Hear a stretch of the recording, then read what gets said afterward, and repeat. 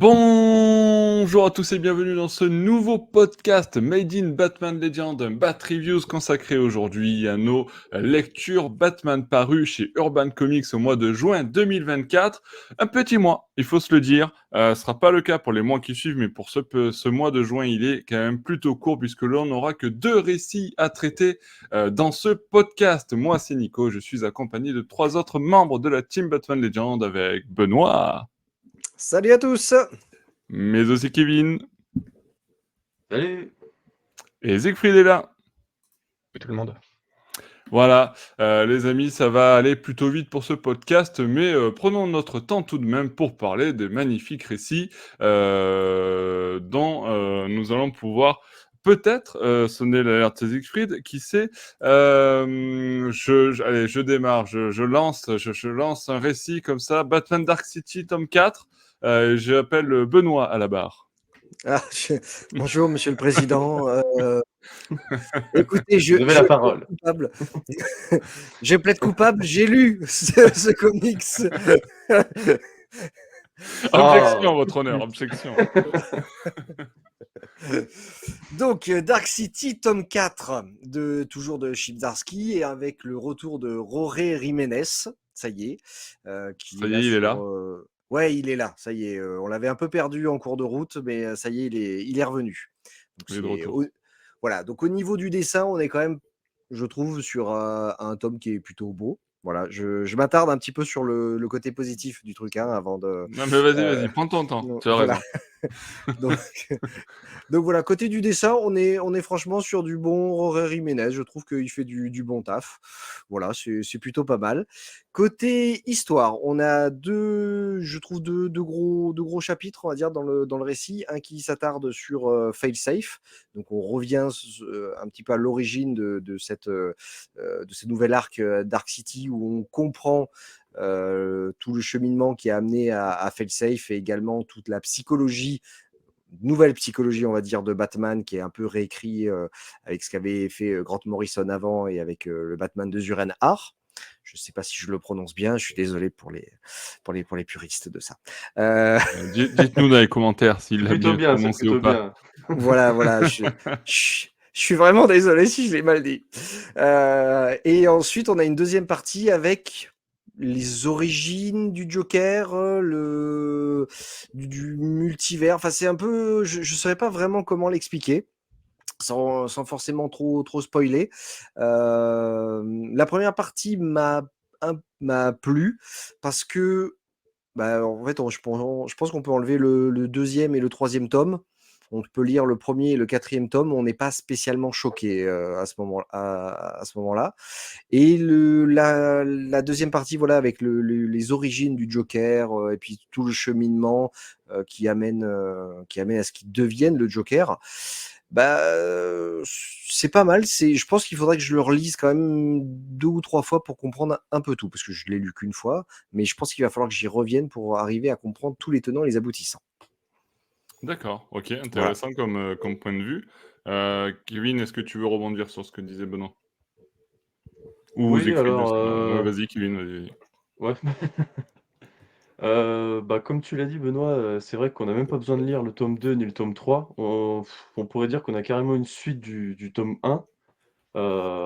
Moi, j'ai pas trop aimé la première partie au niveau où on a un combat qui se passe dans la tête de Batman, justement. Je trouve que cette partie-là, elle est un peu trop rapide. Ça se résout vachement vite. La seule partie qui est bien, ce serait justement là où il y a le retour de Failsafe, où ça reprend carrément ce qui a marché dans le tome 1. Voilà, une sorte de course-poursuite. Batman, on se demande s'il va s'en sortir. Le problème, c'est que c'est court, il n'y a qu'un seul chapitre qui donne ça. Et puis bon, je suis gentil parce que voilà, ça reprend des choses du tome 1, donc il n'y a pas vraiment de nouveauté, mis à part un choix scénaristique. Donc voilà, il n'y a pas vraiment grand-chose. Il y a une partie aussi sur Vandal Savage où ça prend carrément un gros chapitre, où il y a 2 dessinateurs différents dessus. Là, ça annonce quelque chose sûrement qui va se passer plus tard. C'est juste une petite histoire en fait qui résume qu'est-ce qui devient après Gotham War. Donc voilà, c'est tout. Et c'est vrai qu'il y a la partie Joker, moi je suis un peu Je suis un peu déçu, moi je fais partie de ceux qui pensent que Joker ne devrait pas avoir de origin story, parce que là, il a essayé de mélanger un truc justement avec le récit de The Knight, Mmh. avec le Joker. Bon après, voilà C'est et vrai en qu'il même faut temps, avoir lu on ce a récit-là, l'origin quoi. story du Joker. Voilà, c'est ce il faut vraiment avoir lu ce récit-là pour comprendre un peu tout.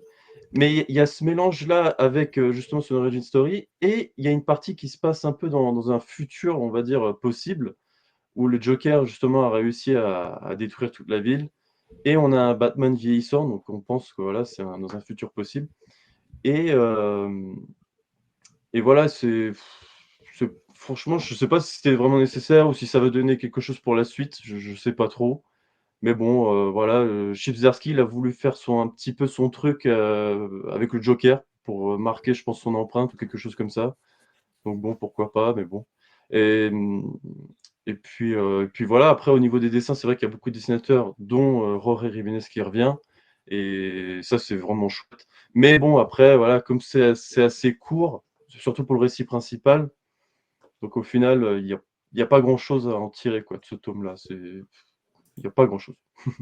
D'accord, pas grand-chose, effectivement. Après, tu parlais de Chip Zdarsky et de Batman the Night. Faut rappeler que c'est Zdarsky qui écrivait Batman the Night, d'où la petite référence, certainement.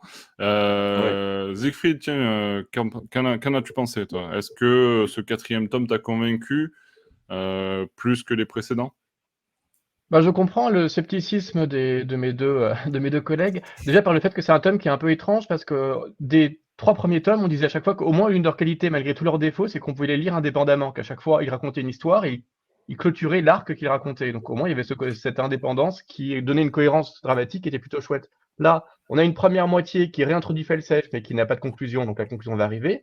Et ensuite, on a effectivement ce Joker année 1 où c'est la même chose. On a le début de Joker année 1, mais pas la suite. Donc on a deux espèces de début d'arc sans conclusion d'arc, donc on ne sait pas trop quand on aura la suite de Failsafe, quand on aura la suite de Vandal Savage, quand on aura la suite de Joker. Et à un moment, ça fait 3 arcs différents dans 3 temporalités qui ne sont pas exactement identiques à raconter dans la suite de Dark City. Ça donne quelque chose d'un peu brouillon qui risque de ressembler au côté complètement chaotique de ce qu'on a déjà dans les détectives comics, alors même que Zdarsky avait cette qualité jusque-là au moins d'être dans une linéarité dramatique. Donc c'est un peu dommage.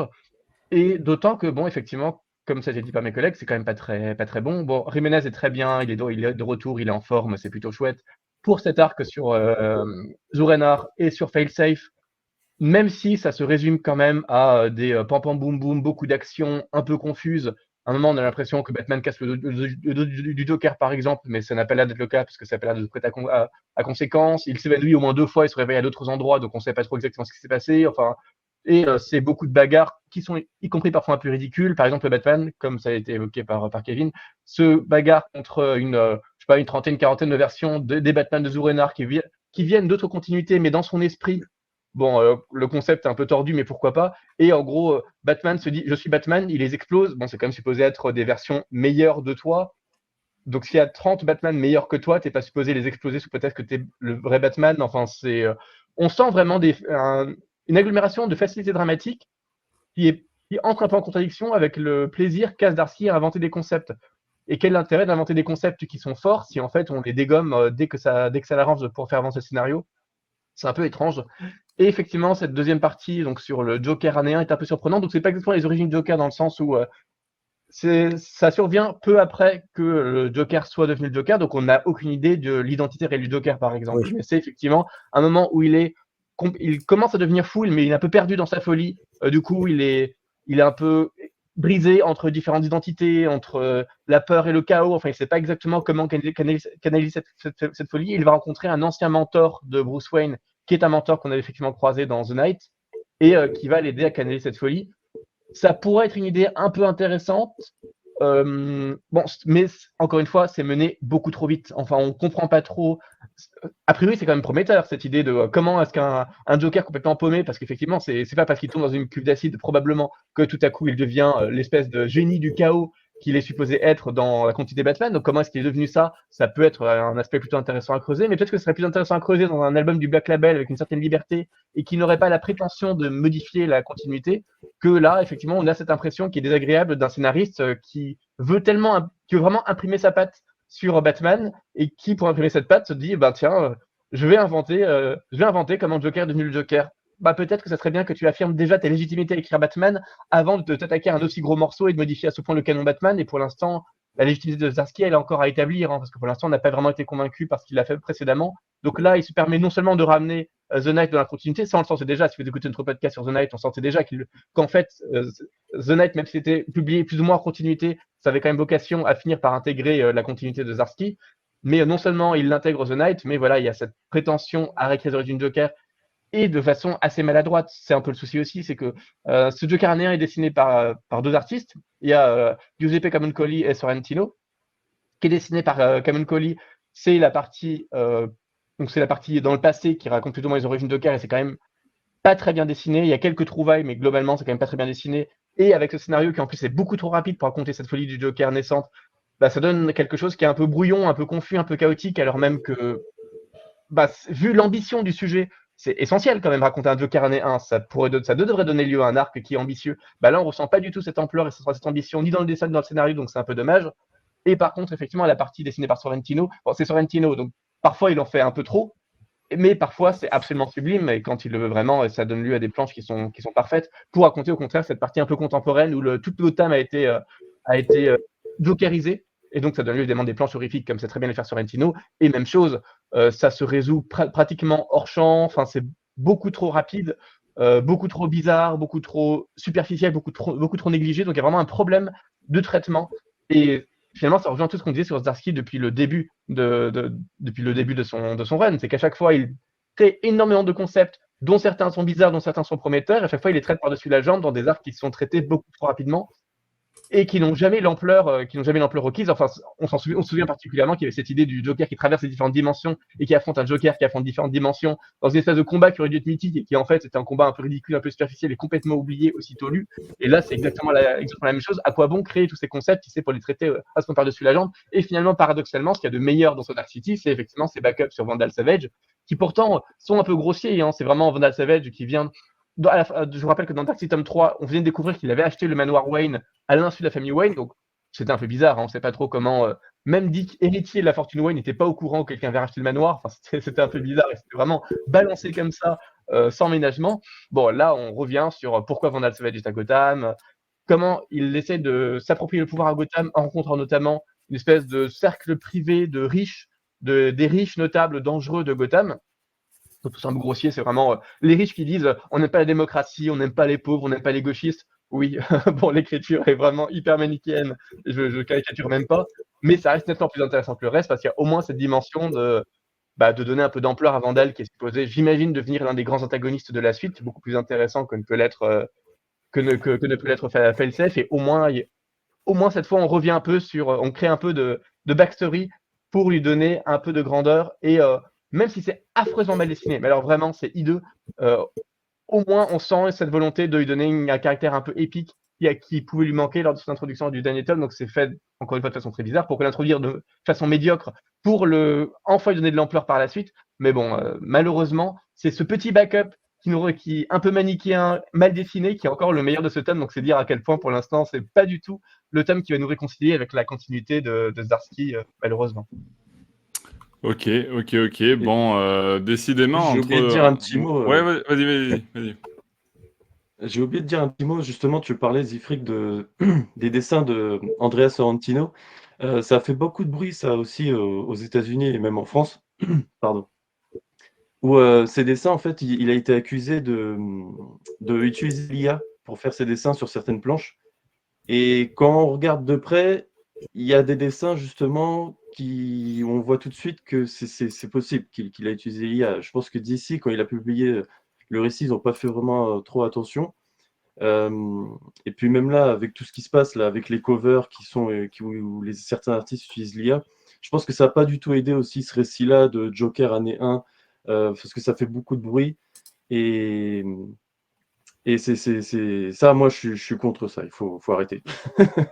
Si les artistes nous écoutent, Ouais, non, faut je te arrêter soutiens cette totalement effectivement Mm. dans cette démarche, ouais. Et Ah, effectivement, j'avais, effectivement entendu parler de cette histoire et je m'ai rasse enfin, moi j'ai pas lu encore Dark City tome 4 et donc j'avais pas compris que c'était effectivement, intégré dans ce volume. Benoît, tu voulais aussi réagir sur quelque chose? Ouais, en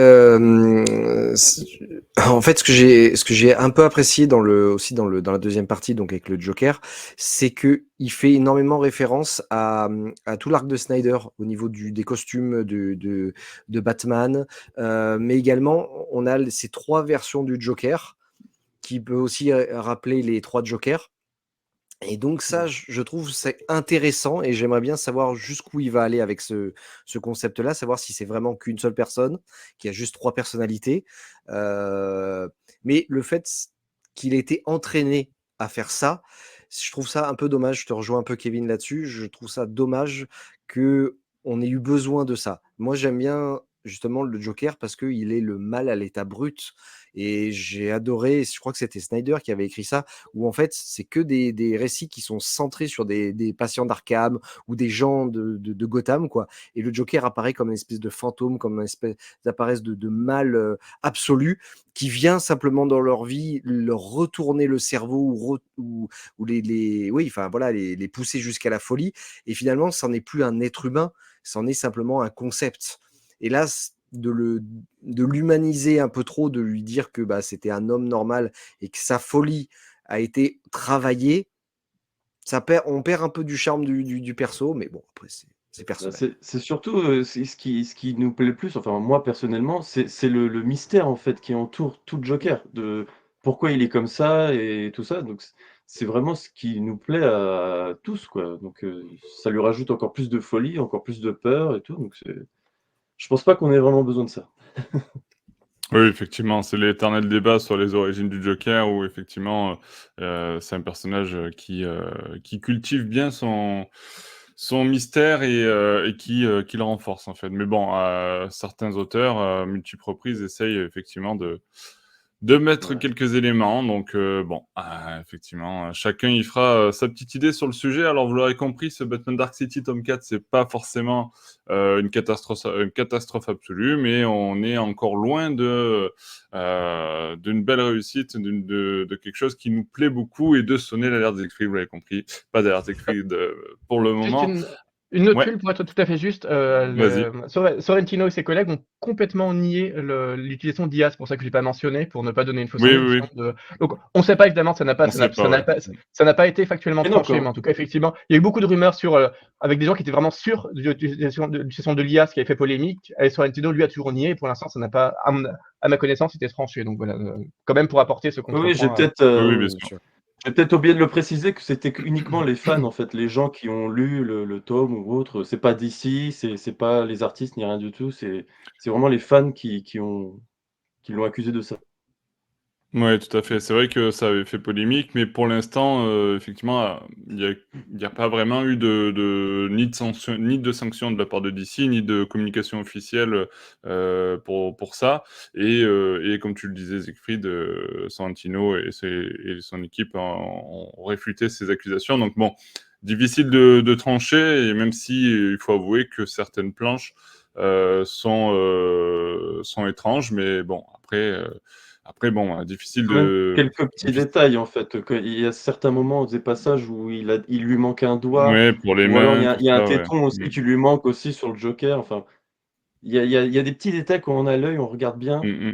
Ouais, c'est c'est voilà. c'est assez troublant maintenant, On pourrait bon, se poser des difficile questions. de On pourrait ouais, se poser voilà. des questions. Bah, on s'est posé les questions du coup, mais bon, on n'aura pas la réponse. Donc en tout cas, pas pour le moment, donc mais bon, Tant c'est vrai pis. qu'effectivement, comme, tu le disais, comme le disait Siegfried, bon, Et je tomberai, en tout sur cas, ça. ça donne lieu à des planches qui sont souvent magnifiques, hein.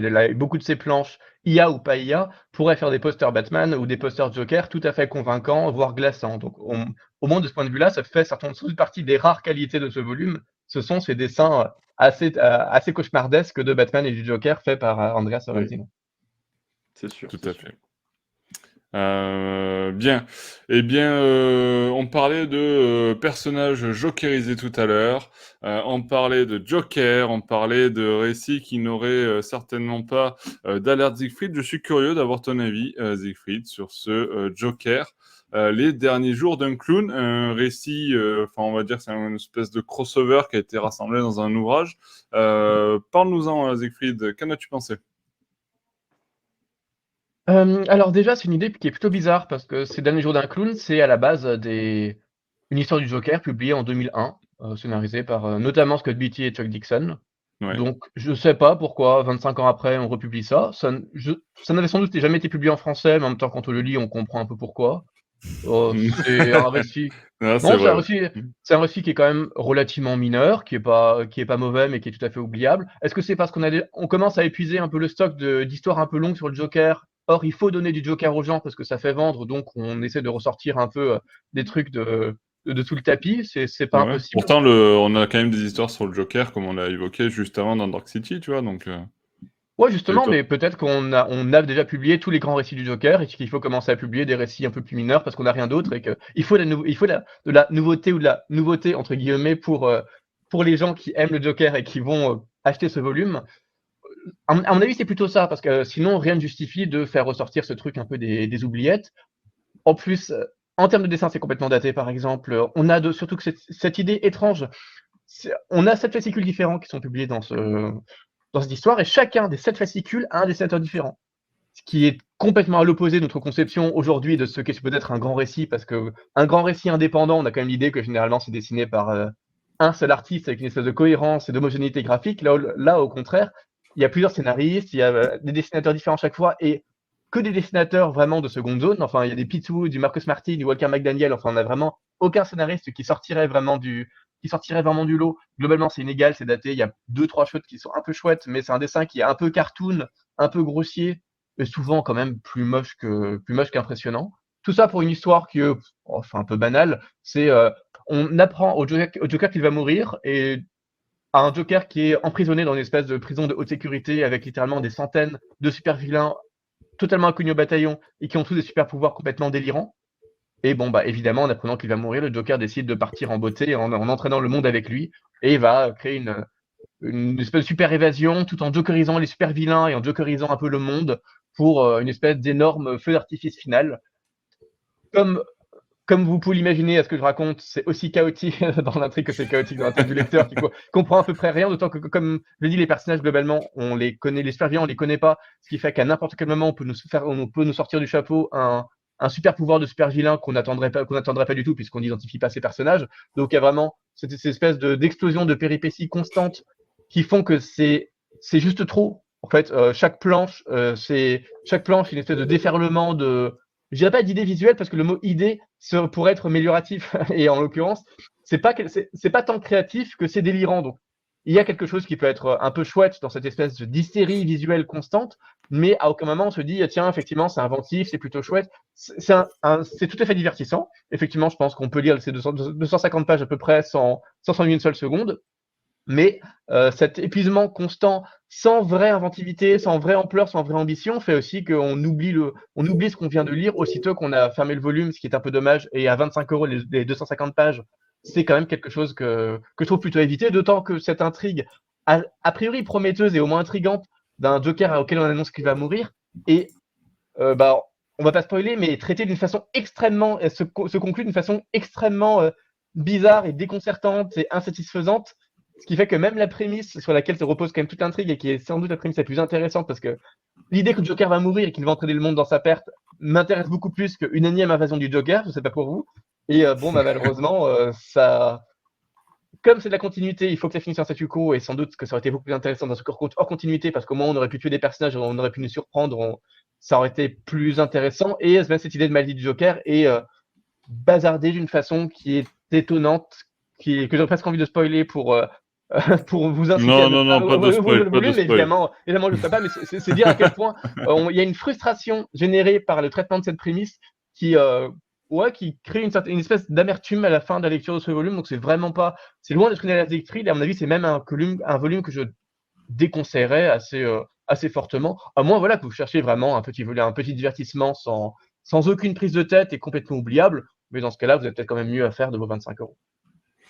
Ouais, oui, oui, effectivement, c'est assez rapidement oubliable, Ah oui, et comme tu petite le dis. mention, ce qui est intéressant, c'est que c'est publié littéralement 1 an après Empereur Joker. Évidemment, ça reprend un peu la même idée, parce que dans Empereur Joker, qui était donc cette espèce de run notamment, Ouais. enfin d'arc, notamment scénarisé par James DeBatteis et Jeff Lubb, il y avait cette idée que le Joker, obtenait le pouvoir de façonner la réalité et donc de faire ce qu'il voulait, et donc il y avait aussi ce traitement à la fois avec un dessin cartoony, mais cette fois homogène, parce que c'est un même dessinateur, de délire visuel.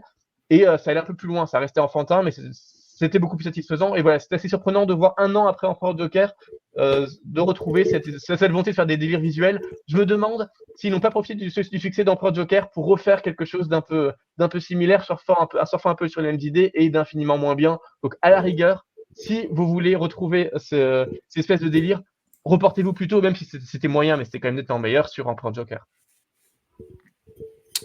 Ouais, Empereur Joker, ouais, c'est vrai qu'il m'avait pas marqué non plus des masses. Benoît, est-ce que tu veux réagir, toi? Qu'as-tu pensé de ce récit Joker, les derniers jours d'un clown? Bah, sur l'ensemble du volume, il y a au tout début, il y a, il y a enfin, il y a une petite histoire sur 2 enquêteurs qui vont, voir, les victimes du Joker pour, recueillir leur, Oui, ça sort de nulle part, ça d'ailleurs, oui, oui. voilà. Et en fait, j'ai préféré ce passage-là à Alors c'est l'ensemble très du court, volume. hein. C'est très court, c'est quelques C'est vrai. pages, mais du coup, voilà, ils Ça fait vont chier le recueillir livre. des témoignages de victimes, hein, du Joker, et ils croisent même Harley Quinn et Batman. Et j'ai trouvé ça beaucoup plus intéressant, beaucoup plus, on va dire, symptomatique du personnage, quoi, ce qu'il représente. Après, le reste, oui, voilà, c'est cartoony, c'est fun. J'en dirai pas plus que Siegfried. Voilà. Ok, Kevin, ton avis sur le récit? Bah, moi, je suis tout à fait d'accord avec mes 2 collègues, c'est un récit franchement qui est oubliable. Moi, j'ai bien aimé le début, après ça nous montrait un Joker complètement fou, mais aussi très intelligent. Il sait quand même ce qu'il fait. Mais après, c'est Ouais, vrai que ça part un peu, en brouillon, la fin, c'est vrai qu'elle est vite, enfin, c'est pas bien résolu, j'ai été déçu de la fin. Ça me fait rappeler un peu Batman, comment ça s'appelait? Meurtrier et fugitif, où ça changeait justement de dessinateur, c'était très cartoon, pareil, ça faisait il tirait sur l'histoire, c'était long et à la fin, bah, ça se résumait en 2 secondes, voilà, c'est fini et c'est un récit que je conseillerais pas aux nouveaux lecteurs. Heu et même aux expérimentés, c'est trop vieux, quoi, c'est trop passé, les dessins, c'est vraiment trop cartoon, puis c'est trop cher, quoi. Moi, je trouve que le récit est vraiment trop cher pour ce que c'est. C'est ça vaut pas le coup. Surtout que c'est vous l'avez dit, c'est vachement oubliable, quoi, on l'oublie vite. ouais. Donc Alors voilà. effectivement, c'est assez mouvementé, il y a pas mal d'actions, beaucoup de personnages, et cetera. Mais bon, ça apporte Ouais. pas quelque chose d'immense non plus dans l'histoire. Vous avez, tous parlé effectivement de la nécessité d'injecter ou pas 25 € dans le titre. Alors sachez juste une chose, et c'est l'info que j'étais en train d'essayer de chercher depuis tout à l'heure. En fait, Urban lance une petite collection d'été, je crois que c'est, le nom, chez vos libraires. Et en fait, vous avez plusieurs récits sur un format souple et assez surprenant que cela puisse paraître, puisque l'ouvrage vient de sortir en hardcover à 25 €. Il est aussi dans ces récits-là. D'accord. Urban Et du Nomade? coup, vous C'est l'avez. Nomade? Non, non, non, c'est pas C'est pas c'est les Nomades? pas collection nomade, c'est la collection été. Tu sais, c'est des petites. Il Ouais. y a une dizaine de Ah, titres, juste là qui sortent pour cet été et qui sont en format très cheap entre guillemets, hein, dans le sens où c'est du pas cher et ils font ça un petit peu chaque été et il en fait partie. Donc vous pouvez l'avoir il me semble, je voulais chercher l'info en direct en même temps et je la retrouve pas, mais il me semble que c'est 4,99 € ou 4,90 €. Donc, si vous voulez pas investir 25 balles dans le récit, mais que vous voulez quand même le lire, n'hésitez pas à vous ruer sur cette collection-là. Il y a plusieurs autres titres d'ailleurs qui font partie de cette collection. Il y en a une dizaine. Et du coup, c'est pas mal pour le coup de pouvoir en profiter j'ai sur ce format-là peut-être, si vous voulez découvrir les derniers jours du Joker. Cool. Mmh. je crois qu'ils l'ont mis Oui, aussi en tout à fait, numérique, hein. je crois pour 99 centimes Ah oui, oui, j'avais vu ça aussi, oui. en numérique. Ok, un numérique, ouais. Alors après, ouais, Bah, si vous êtes 99 lecteur centimes. numérique, pourquoi pas, 99 centimes, Ça vaut vaut le coup. voilà. Ça vaut le coup pour le coup. C'est- Après, il faut aimer le numérique. Moi, je sais que je suis pas hyper friand des lectures Ah, je suis numériques, pas mais fan moi après, non plus, ouais. perso, Je suis pas fan. je suis peut-être trop de la vieille école. Je me fais C'est vieux. étonnant pour le coup, Ah, je je suis pas demanderais fan moi bien. non plus.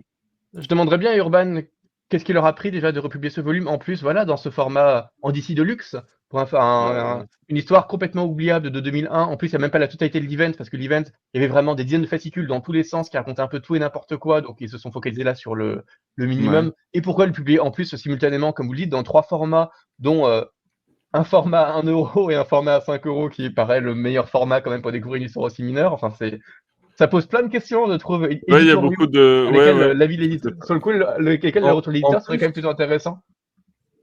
en plus, c'est mieux de garder son argent pour ce vendredi-là, parce qu'il y a Joker's Winning Card de Tom King qui va sortir, et je pense qu'il est 1000 fois mieux que ça.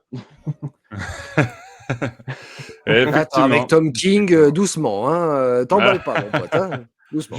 Je suis d'accord, mais en ce moment, Tom King, il commence un petit peu à remonter dans mon estime. Tout doucement, C'est mais pas faux. C'est pas faux. On en parlera la prochaine fois. Ouais. ouais. Ouais, non, effectivement. Donc voilà, il me semble qu'il y a cette collection-là été que j'ai vu passer. Donc renseignez-vous auprès de vos libraires, ça peut valoir le coup. Et donc sinon, il y a le format Ouais. numérique que vous avez que vous avez évoqué, messieurs. Pour ce récit-là, pourquoi pas en profiter. Il y a celui-ci et d'autres récits, bien entendu, qui font partie de cette collection. Bon, bref, j'espère que j'ai pas dit de conneries parce que je retrouve pas l'info sur la collection été, mais j'ai pas le temps de chercher Si, plus si, en détail. il fait partie de la collection été. D'ailleurs, c'est Ok. de Ouais, façon assez ouais. amusante, c'est littéralement le pire volume de toute la collection été. Enfin, vous dites, mais c'est bizarre, Ok. enfin, ce truc dont personne n'a entendu parler, on le met dans la collection d'été, alors que le reste de la collection d'été, ben, c'est des runs de Geoff Jones, de Tom King, d'Andy Kubert, de Ruka, enfin, c'est que Est-ce qu'il des, n'y a pas que des gros, est-ce qu'il y a pas une que des gros thématique trucs. peut-être dans la collection été qui ferait que on utilise ce récit-là? Pas du tout. Non, Non? en plus, la Je plupart pense parce des qu'il récits tournent date. autour des différents. La plupart des récits tournent autour des différents héros de la Justice League, sauf un sur Harley Quinn Animated Series, mais donc il n'y a vraiment aucune raison de sortir le Joker particulièrement. Donc, non, non, vraiment. C'est vrai. Ok. Même du Alan Moore, enfin vraiment, c'est le pire des volumes. Donc, même ça, je ne comprends pas. Donc, vraiment, il y a un truc sur lequel un retour d'Urban serait très éclairant, je pense. Et je le dis sincèrement, c'est même pas un coup de gueule pour le coup, mais c'est vraiment un mystère, cette Ouais, résurrection de ce ça, titre sous ce format, dans cette collection, de ces manières-là, enfin, il y a un vrai mystère. Ouais. effectivement, c'est assez surprenant. Bref, vous l'aurez compris, les amis, pas forcément notre meilleur mois de lecture, même si on a connu pire, mais on a connu meilleur. Pour ce mois de juin chez Urban Comics, 2 récits plutôt moyens, pas plus. Et en tout cas, on se retrouvera pour le prochain podcast, prochain Bat Reviews, qui sera beaucoup plus conséquent, avec beaucoup plus de lectures à traiter, et je l'espère, une alerte Siegfried pour le mois de juillet, on verra bien. En attendant, les amis, merci de nous avoir suivis jusqu'ici. Merci Benoît, merci Kevin, merci Siegfried pour votre participation au podcast, comme toujours. Et merci à tous ceux qui nous ont suivis jusqu'ici. N'hésitez pas, comme d'habitude, à laisser vos commentaires dans que ce soit en dessous de la vidéo YouTube, sur les réseaux sociaux ou sur batmanlegend.com. Vous en avez l'habitude maintenant. Merci à tous et on se retrouve très bientôt pour de nouvelles aventures de Batman. Ciao, ciao, ciao. Salut! Ciao.